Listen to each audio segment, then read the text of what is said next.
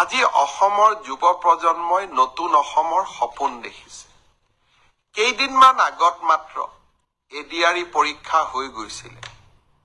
Result দিব ফেব্ৰুৱাৰীৰ শেষ সপ্তাহত নহলে মাৰ্চৰ প্ৰথম সপ্তাহত। শিক্ষক নিযুক্তিৰ প্ৰক্ৰিয়া চলি আছে। ৫,৫০০ শিক্ষক নিযুক্তিৰ প্ৰক্ৰিয়া চলি আছে। কিন্তু মই থমকি ৰোৱা নাই। ৫,৫০০ নিযুক্তিৰ প্ৰক্ৰিয়া চলি থকাৰ সময়তে নতুনকৈ আকৌ ৪,৫০০ পদৰ আমি বিজ্ঞাপন দিলো।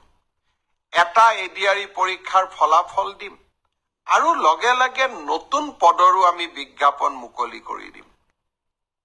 আশা স্তব্ধ হ'ব নোৱাৰে। আমাৰ সপোনবিলাকক আমি পম খেদি থাকিম।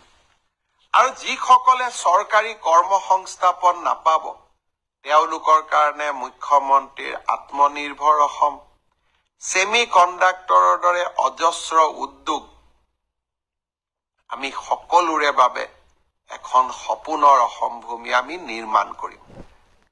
নতুন বছৰৰ আৰম্ভণিতে অলপ আশাৰ কথা কৈছো।